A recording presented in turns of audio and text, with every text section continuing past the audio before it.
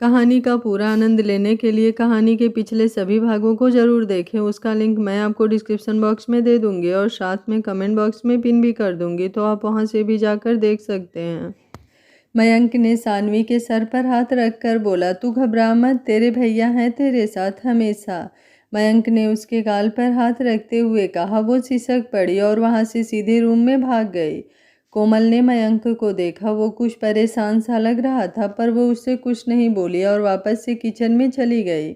कुछ देर बाद वो ऑफिस के लिए रेडी होकर आया तो सब डाइनिंग टेबल पर इकट्ठा थे। माँ, मैं चलता हूँ, काफ़ी लेट हो गया है। अरे, बिना कुछ खाए पिए कैसे, थोड़ा सा ही खा ले। नहीं, अभी मन नहीं है, मैं ब्रेक टाइम में खा लूँगा कुछ, कहकर वो जाने को हुआ कि कोमल तब तक उसकी टिफ़िन ले आई और बिना कुछ बोले उसकी तरफ बढ़ा दिया। कोमल बेटा, तुम्हें भी तो बाहर जाना था अपने बुटीक के काम के लिए, मयंक के साथ ही चली जाओ, वरना ऑटो का वेट करना पड़ेगा और फिर तुम्हें भी देरी होगी, शोभा जी ने कहा।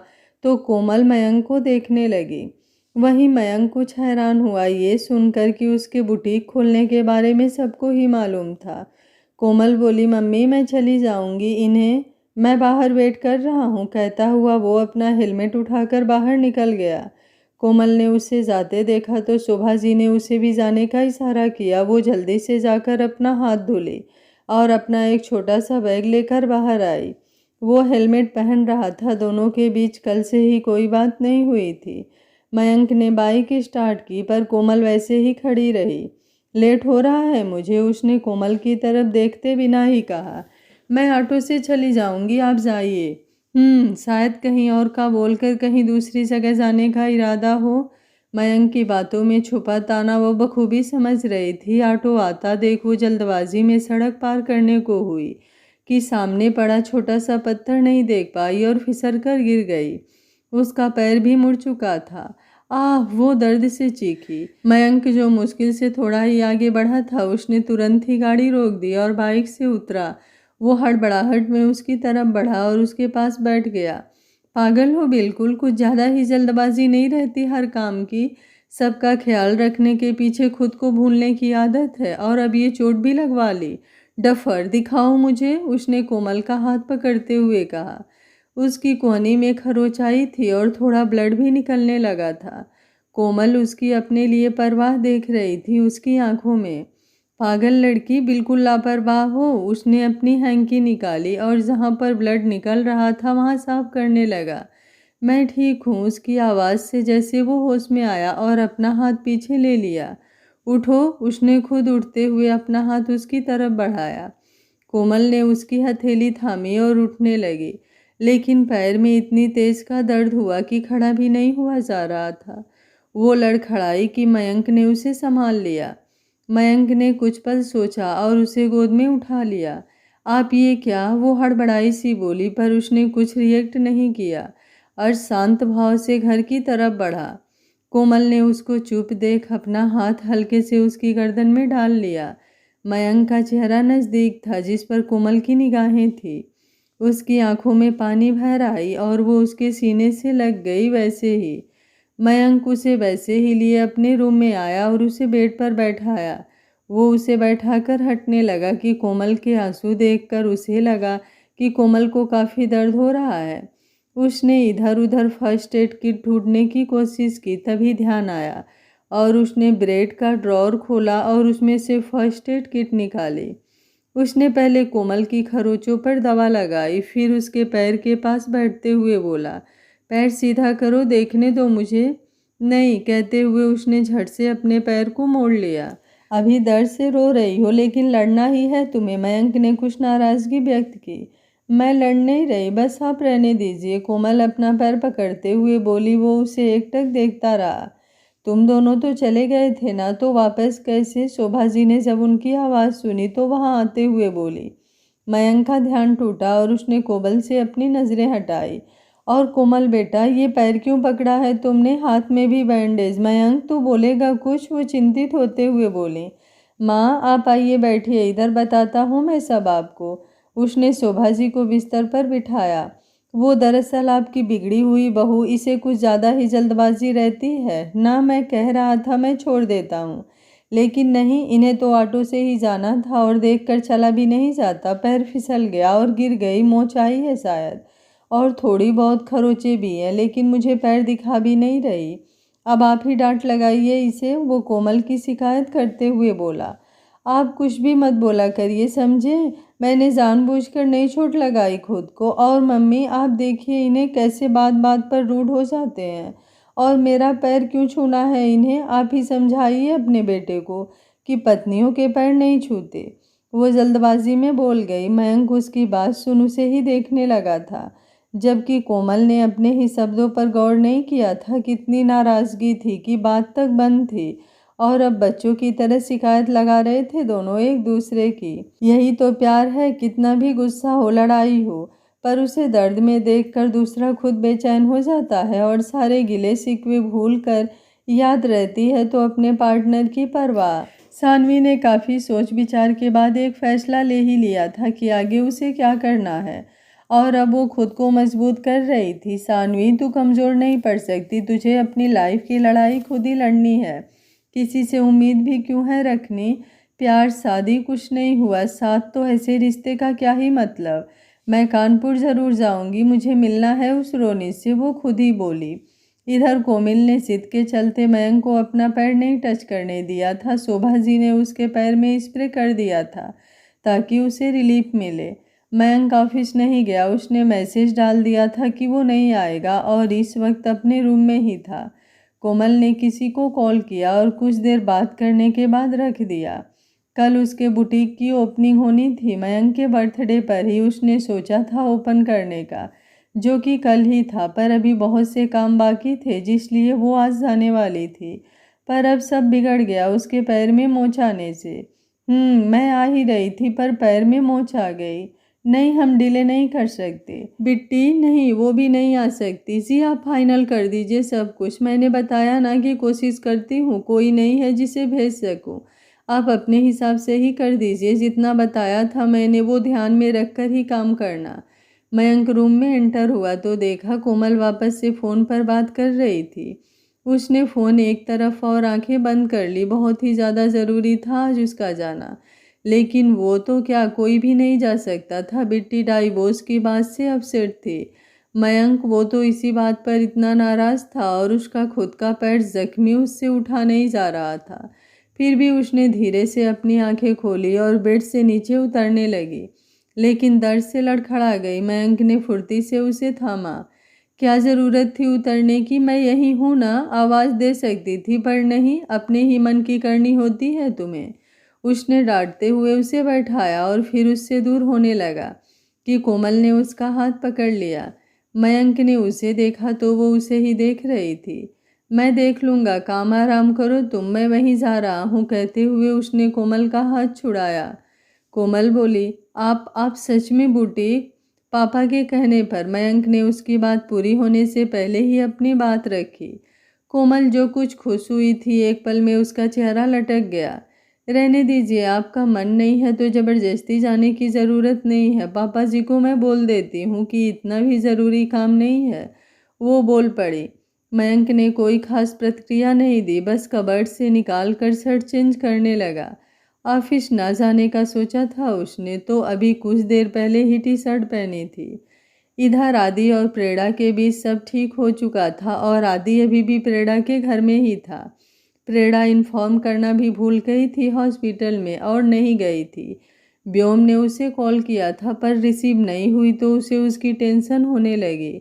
है कहाँ ये लड़की? और वो मजनू, उसका भी अता पता नहीं है, वरना तो कॉल करके ही पागल कर देता है। कहीं दोनों में अच्छी खासी झड़प तो नहीं हो गई? उसके मन में कई तरह सवाल चल रहे थे और उसने गाड़ी प्रेरणा के फ्लैट की तरफ मोड़ ली। कुछ ही देर में वो उसके फ्लैट के सामने आकर रुकी। उसने लिफ्ट में बटन प्रेस किया और ऊपर आया, फिर बेल बजाई। इधर अंदर आदि और प्रेरणा दोनों गहरी नींद में थे। वो सोफे पर ही सोए हुए थे। इतने लंबे समय बाद दोनों मिले थे और सारी गलतफहमी दूर हुई थी। बातें करते करते ही सो चुके थे वो। आदि, देखो ना जाकर कौन है इस वक्त, प्रेरणा अलसाई सी बोली। लेकिन आदित्य को जैसे कुछ सुनाई ही नहीं दे रहा था। वो दूसरे साइड अपना फेस करते हुए लेट गया। प्रेरणा ने उसे कोई फर्क ना पड़ते देख उसका सिर अपनी गोद से उठाना चाहा कि वो उसकी कमर पर अपनी पकड़ मजबूत करते हुए उनिंदी आंखों से बोला, क्या है, सोने दो ना।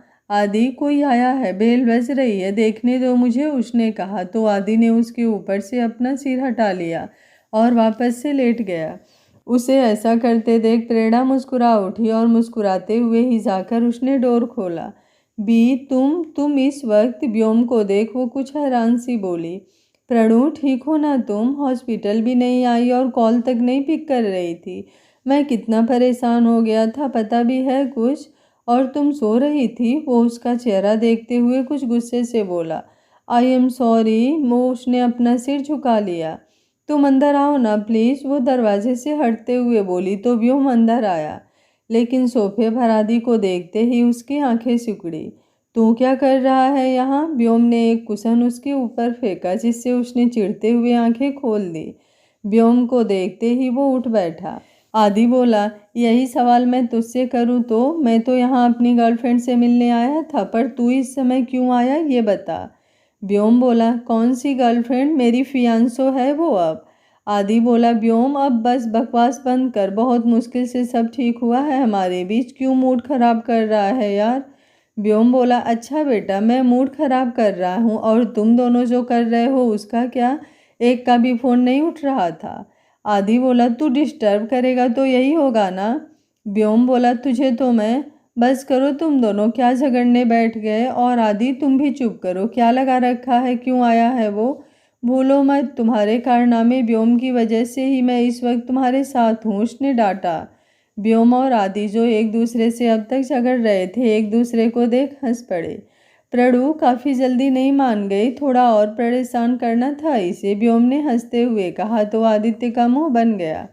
बातें करो तुम दोनों, मैं काफ़ी बनाती हूँ, वो मुस्कुराते हुए बोली। थैंक यू यार, आदि ने व्योम से कहा। इस वक्त वो काफ़ी गंभीर लग रहा था। अब ये किस लिए? व्योम ने अपनी भवें उचकाई। मेरी बेबी गर्ल, मेरी जान, मेरी प्रेरणा का ख्याल रखने के लिए उसे ज़रूरत थी कि कोई उसे समझे, उसका साथ दे। पर मैंने तो एक भी बार उसे कॉल तक नहीं किया, पर तू उसके साथ रहा, उस वक्त उसको सपोर्ट किया, इतना साथ दिया, और आज भी अगर उसने मुझे माफ़ किया है, वो मुझे मिली है तो बस तेरी वजह से। कहीं और उसकी सगाई हुई होती तो शायद हम दोनों के चाहने से भी कुछ नहीं हो पाता। आदि ने अपनी बात रखी। जब प्यार सच्चा हो तो हर बाधा पार कर जाता है। और रही बात प्रणु का ख्याल रखने की, तो दोस्त है मेरी, वो बोला।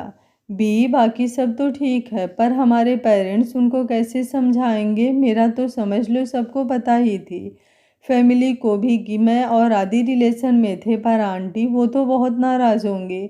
कहीं ना कहीं वही दोबारा हो रहा है जो तुम्हारे साथ पहले हुआ है। जब तुम अयोध्या गए थे, मुझे बहुत बुरा लग रहा है तुम्हारे लिए। काफ़ी लाती हुई प्रेरणा उनके बीच बैठते हुए बोली तो आदित्य को भी काफ़ी बुरा लगा। उसका दोस्त था वो, और एक बार फिर वो और उसकी फैमिली हर्ट होते।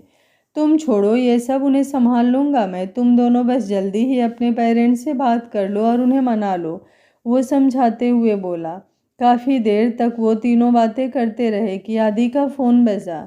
माई लव, उसे प्रेरणा ने घूरा तो वो हंसते हुए बोला, डोंट बी जेलस, मॉम की कॉल है। ये सुन प्रेरणा को तसल्ली हुई, वहीं व्योम मुस्कुरा उठा। कुछ देर बाद वो घर के लिए निकला, पर अब उसे थोड़ा बुरा लग रहा था अपनी माँ के बारे में सोचकर, कि सब जानकर वो दुखी होंगी। वो हर बार यही चाहती हैं कि व्योम आगे बढ़े, उसकी शादी को लेकर कितना खुश थी वो, और व्योम ने एक बार फिर उनकी खुशियों को आने से पहले ही दूसरी तरफ मोड़ दिया। नहीं चाहता था शादी की बात भी हो, अब फिर से उदास होंगी वो पहले की तरह। क्या करूं मैं? वो मायूसी से खुद में ही बड़बड़ाया और गाड़ी आगे बढ़ा दी। इधर रात के 12 बजने वाले थे। मयंक रूम में सो रहा था कि 5 मिनट बाद ही जैसे 12 बजे उसके रूम का दरवाज़ा खुला और सब एक साथ ही अंदर आए। आहट सुन उसने आंखें खोली तो रूम में पसरा अंधेरा गायब हुआ। सानवी ने लाइट्स ऑन की थी। हैप्पी बर्थडे, सब एक साथ ही बोले, उनके साथ ही कोमल भी थी। थैंक यू, पर इतनी रात में आप सबको क्या ज़रूरत थी परेशान होने की? वो उठते हुए बोला और दामोदर जी के पैर छुए। परेशान कौन हुआ है, छोटी छोटी खुशियां ही तो जीने की एक नई उम्मीद भर देती हैं जीवन में।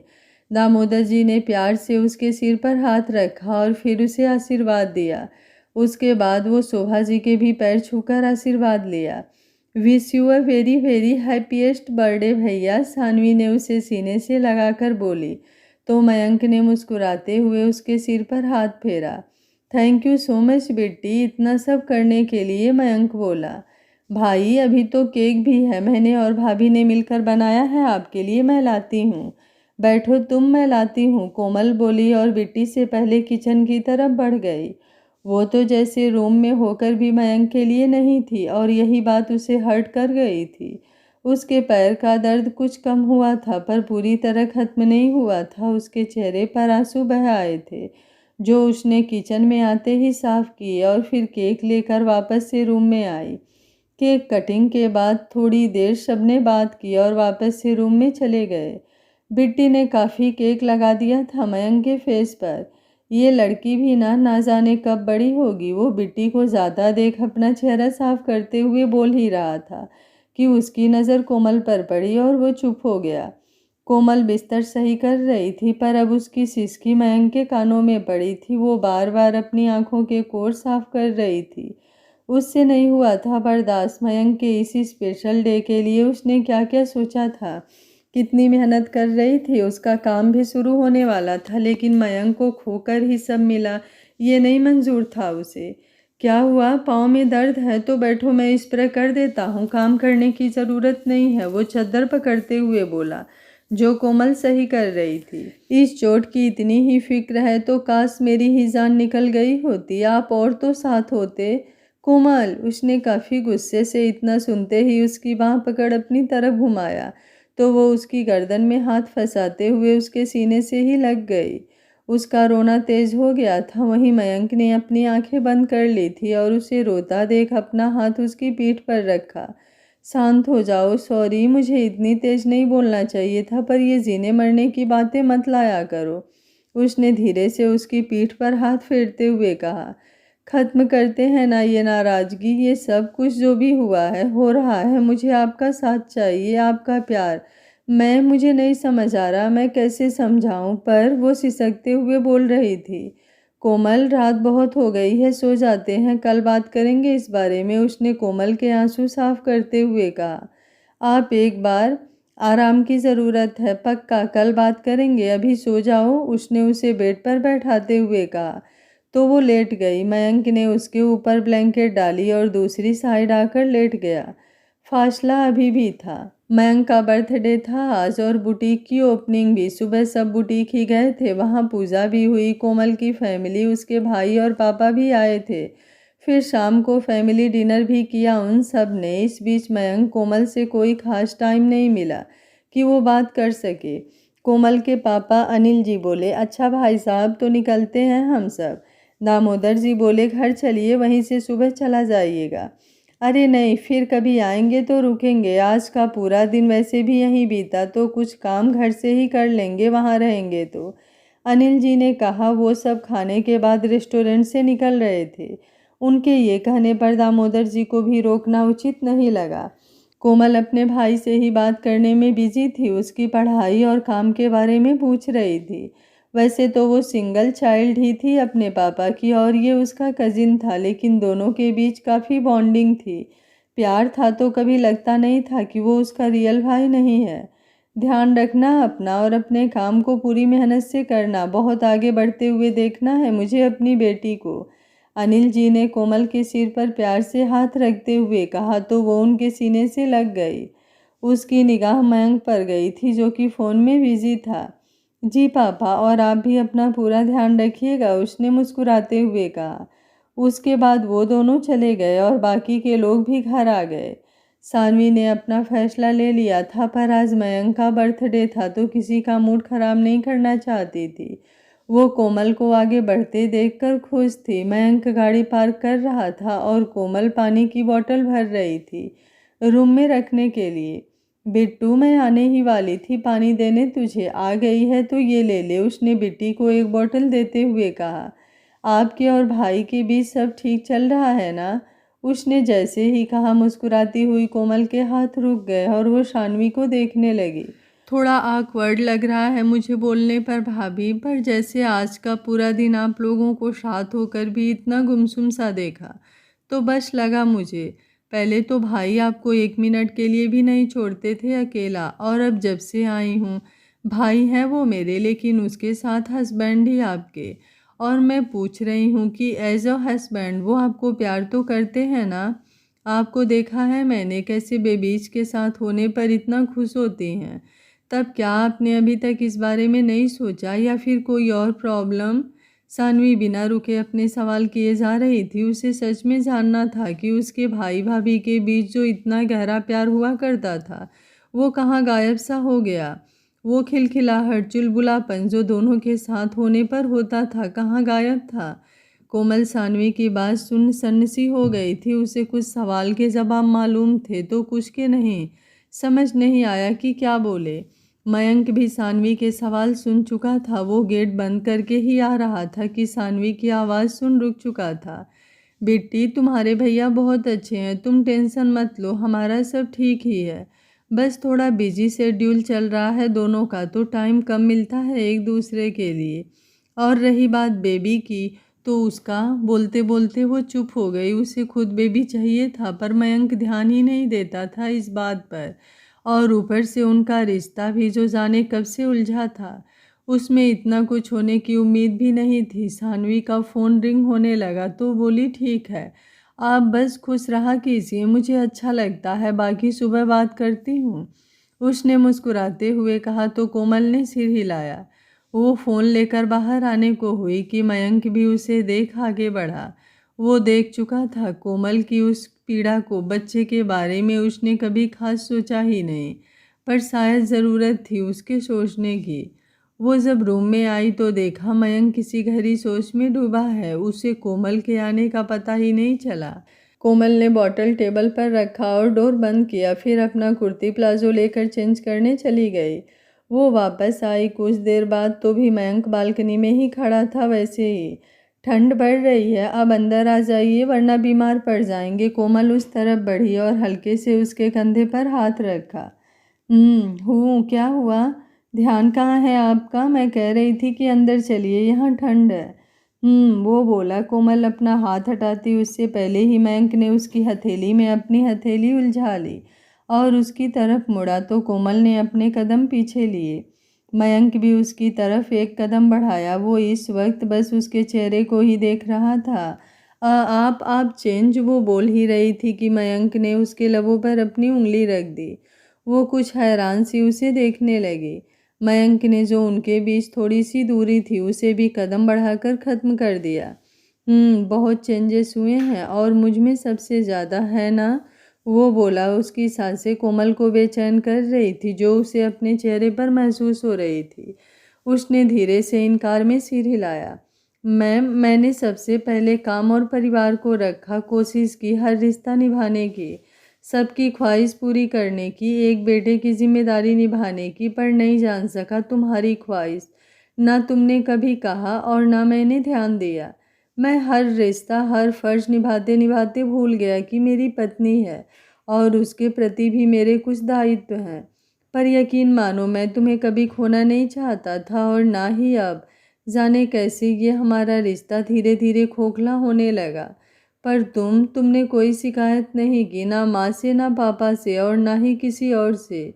वो मयंक की उंगली हटाने को हुई अपने होठों से, लेकिन उसने नाम ही सिर हिलाया। उसकी आंखें कह रही थी कि आज बस मुझे बोलना है। सब ठीक करना मैं भी चाहता था। बेटी की शादी के बाद कितना कुछ हुआ, कैसे मैनेज किया, ये बस मैं जानता हूँ। रात को नींद नहीं आती थी, मुझे उसकी परवाह थी, पर नाराज़गी भी जो कि तुम दोनों से हुई थी। फिर जिम्मेदारियां बढ़ने लगी, पापा की हेल्थ खराब रहने लगी और एकदम से सारा लोड मुझ पर। हमारा रिश्ता थोड़ा बहुत नॉर्मल होने लगा था, पर फिर से बिट्टी की लाइफ का सच जानकर मैं उसकी तरफ बढ़ा। मैंने बस अपनी बहन की तकलीफ, उसका दर्द देखा। मैं ऐसा कैसे कर सकता हूँ कि तुम्हें भूल गया? तुम तो मेरा हर रिश्ता बखूबी निभा रही हो, लेकिन मैं तो हमारा रिश्ता ही नहीं निभा सका। तुमने बुटीक खोलने का फैसला किया पर मुझे ज़रा भी नहीं बताया। कोमल, सच में बहुत हर्ट हुआ यार। मैं वाकई में चाहता था और हूँ कि तुम आगे बढ़ो। बस बुरा इस बात का लगा कि तुमने मुझे खबर तक नहीं होने दी और सीधे पापा से बात की। ऐसा नहीं है कि पापा से लेने का हक नहीं है तुम्हारा। वो पापा हैं तुम्हारे, कुछ भी कर सकते हैं तुम्हारे। पर मैं भी पति, आई नो कि हेल्प करना चाहती थी तुम, पर इतनी बड़ी बात थी ये। अगर तुम मुझे बताती तो मैं खुद सब कुछ करता तुम्हारे लिए। आई एम सॉरी कि मेरी वजह से इतना कुछ उलझा और तुम मुझसे अपने मन की बात भी शेयर नहीं कर सकी। बोलते बोलते उसका गला भर आया। वहीं कोमल की आंखें पनीली हो गई थी। गलती मेरी भी है, आप गलत नहीं थे, ऐसा मत बोलिए प्लीज़। आपने इतना कुछ किया है मेरे लिए, इस घर के लिए। आप इतना कुछ अकेले कर रहे थे, इतना परेशान, काम के लिए खुद को भूलना, बिल्कुल भी वक्त ना होना, सेहत पर ध्यान ना देना। मैं बस आपकी थोड़ी सी हेल्प करना चाहती थी, पर पहले बात करनी चाहिए थी आपसे। और उस दिन भी कितना कुछ बोल दिया था। मुझे माफ़ कर दीजिए। मैं नहीं रह सकती आपसे दूर, मुझे चुभती है ये दूरियाँ। जब हम साथ होकर भी एक साथ नहीं होते, बातें हुए भी अपनी खामोश होते हैं। वो फफक कर रो पड़ी और उसके सीने में अपना चेहरा छुपा लिया। मयंक ने उसे खुद में समेट लिया और उसे अपनी बाहों में भर लिया। उसकी आंखें भी नम हो चुकी थी। चुप, प्लीज़ डोंट क्राई, हम दोनों ही ऐसा कभी नहीं होने देंगे अब। मयंक ने उसका सिर सहलाया और उसका चेहरा हाथों में भर कर उसके आंसुओं पर होठ रख पी गया। वो सिसक रही थी और मयंक की शर्ट को कसकर पकड़ लिया। काफ़ी लंबे समय बाद दोनों में सारी नाराज़गी खत्म हुई थी और था तो बस प्यार। आई लव यू, वो धीमे से बोली। Love you so much. Mayank ने वापस से उसे अपने सीने से लगा लिया। अगले दिन सानवी सबके बीच बैठी थी। उसने कहा था कि उसे सबको कुछ बताना है। क्या बात है? अब तो मयंक भी आ गया, बता क्या कहना चाहती है? शोभा जी ने उससे पूछा। मैंने फैसला लिया है कि मैं रोनित के घर मीन्स अपने ससुराल जाना चाहती हूँ, वो भी आज। कोमल, शोभा जी दोनों साथ में बोली। बिट्टी, मयंक बोला, दिमाग खराब हो गया है तेरा? क्या बोल रही है? उस घर में तू कदम भी नहीं रखेगी, बोल चुका हूँ मैं। मयंक, पहले उसकी पूरी बात सुन लो कि क्या चाहती है। दामोदर जी बोले तो सब हैरानी से उन्हें देखने लगे। क्या सुनना है पापा, आप बताइए। मैं कह रहा हूँ ये वहाँ बिल्कुल भी नहीं जाएगी। कोई ज़रूरत नहीं है उस नर्क में खुद से कदम बढ़ाने की। और बिट्टी, अगर तू लायर की वजह से ऐसा बोल रही है तो मत कर, मैं हूँ ना, मैं सब संभाल लूँगा। वो सानवी के लिए परेशान हो चुका था। भैया, मैं समझती हूँ कि आप सब संभाल लेंगे, पर बस एक बार मुझे जाना है वहाँ। मुझे रोनित से मिलना है, कुछ पूछना है मुझे, बस एक बार जाने दीजिए। पक्का प्रॉमिस, मैं अपना ख्याल रखूँगी। पापा से पहले ही बताया था मैंने मैं क्या चाहती हूँ, और उनके समझाने पर ही मैंने ये रास्ता चुना है। भैया, मैं इतनी कमज़ोर नहीं हूँ। अब मेरा परिवार मेरे साथ खड़ा है, यकीन मानिए सज़ा उन सबको मैं दिलवाऊँगी। नहीं करूँगी माफ़ कभी, वो मयंक का हाथ थामते हुए बोली। मयंक ने कोमल और शोभा जी की तरफ देखा और फिर दामोदर जी को, जो कि उसे हाँ कहने को कह रहे थे। उसने जब इस अन्याय से लड़ने का कदम उठाया है तो हमें उसका साथ देना चाहिए, ना कि पीछे खींचना चाहिए। कोमल बोली। मयंक ने एक गहरी सांस भरी और हाँ में सिर हिलाया। मयंक बोला, कोई भी छोटी से छोटी दिक्कत होगी तो तू बताएगी मुझे, नहीं तो मैं या कोमल ही चलते हैं तेरे साथ। तू अकेले वहाँ कैसे? भैया, ये लड़ाई मेरी खुद की है जो मैं अकेले तय करना चाहती हूँ। आप तो हैं ही हमेशा साथ, वो बोली और शोभा जी के सामने जाकर खड़ी हुई।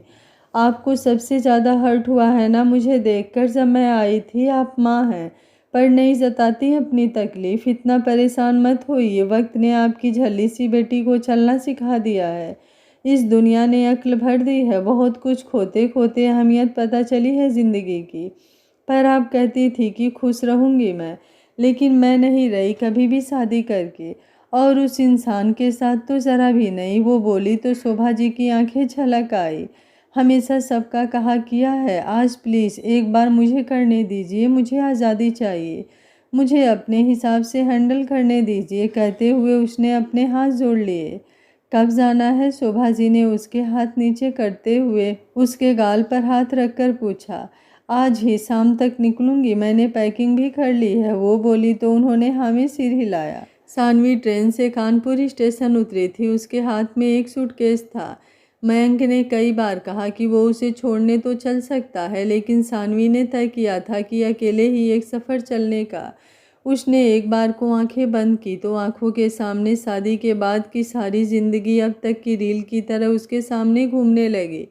उसने जब वापस से अपनी आंखें खोली तो सामने मुस्कुराते हुए शख्स को देखकर कुछ हैरान हुए। डॉक्टर साहब आप यहाँ? व्योम को देखते ही उसने सवाल किया। मैडम ये मेरा ही शहर है तो कहीं भी कभी भी हो सकता हूँ। आपसे ये सवाल करना चाहिए मुझे कि आप यहाँ कैसे? उसने मुस्कुराते हुए ही सवाल किया। तो सानवी उसे देखने लगी। स्टार्टिंग में कितना अकड़ू था वो, और शायद बाद में भी, पर जब से उसके साथ हुआ सब कुछ उसने जाना था, तब से उसे साथ अच्छा बिहेव करने लगा था, जो कि सानवी को बस सिंपैथी ही लगता था, पर व्योम से उसे अपना दोस्त बनाया था। आपको कैसे पता कि मैं आ रही हूँ? मुझे कैसे पता होगा बिना तुम्हारे बताए? मैं तो अपने एक फ्रेंड को सी ऑफ करने आया था। तुम यहाँ खड़ी दिखी तो तुमसे मिलने आ गया। असल में तो वो उसके लिए ही आया था। मयंक को उसकी काफ़ी चिंता थी तो उसने व्योम को कॉल करके सब बता दिया था, और ये भी कहा था कि सानवी को लेने स्टेशन जाए और उसका ध्यान रखे। आगे क्या होगा इस कहानी में जानने के लिए देखते रहिए कहानी का अगला भाग। अगर आपको कहानी अच्छी लग रही है तो वीडियो को लाइक, शेयर एंड चैनल को सब्सक्राइब कर लीजिएगा। Thank you for watching. मिलते हैं कहानी के अगले भाग में।